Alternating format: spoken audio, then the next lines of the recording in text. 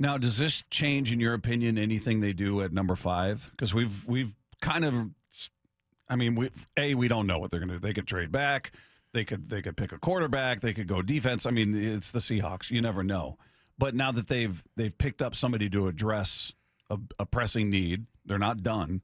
Do you think that changes the dynamic of that pick? That all right, we desperately needed a defensive lineman. We got one. So now maybe we're more comfortable taking a quarterback here if they like any of those guys, or do you still think they go defense? Well, it'll be interesting to see what's the case if Jalen Carter is there, especially because of the news recently. And, yes, as far as what he does on the field, I feel like you would still go with him. Mm-hmm. But I don't know if he's on their list. I thought it was interesting on the way in. I was listening to Bump and Stacy, and they had Jim Nagy on, who used to be he's very closely associated, worked for the Seahawks. Mm-hmm. And now he's the executive director of the Senior Bowl, and he was on Bump and Stacy, and it was kind of interesting what he had to say.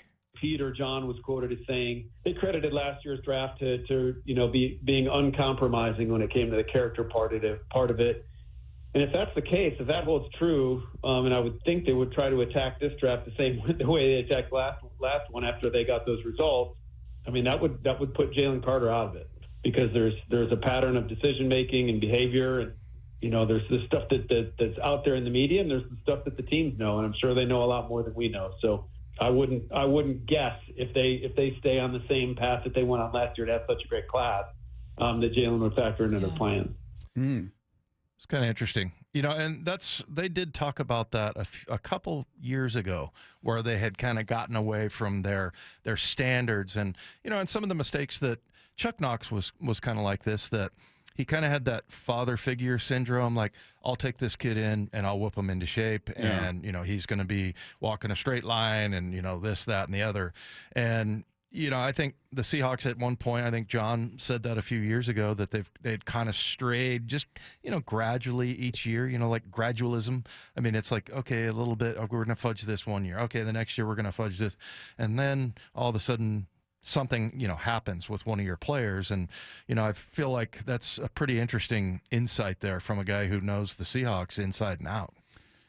Boy, imagine Jalen Carter sitting there after everything we've heard about who he is on the field. Yeah, off the field, I totally get it. But if he's sitting there and the Seahawks maybe they go with Wilson, maybe they go with somebody else, or they trade out of that spot, I could see a lot of upset Seahawk fans. Yeah, I get that. But, I think at the end of the draft, Schneider might come out and tell us, look, that Tyree Wilson or Will Anderson, whatever, we had him there the whole time, even if Jalen Carter was there. So, you just never know. I think there's been a lot of hype and a lot of talk about Jalen Carter. He is a very amazing player, but, the way they have things, I mean, you got guys like Boye Mafe.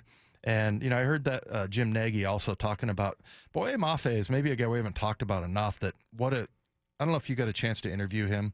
Well, I think we had him on the huddle, but just an amazing kid, and a guy who everybody was talking about at the end of the year, including Bruce Irvin, about how this guy has come, a long ways. But, you have guys like that. You have guys like Tariq Woolen and, Charles Cross, just kind of a soft-spoken guy and just real good teammate and lots of character and things like that. And so I feel like they have that going. And if there's that much of a problem, maybe there's more about Jalen Carter, like he said, that we don't really know about, that, that maybe that's something that a lot of teams, he might be one of those guys that falls.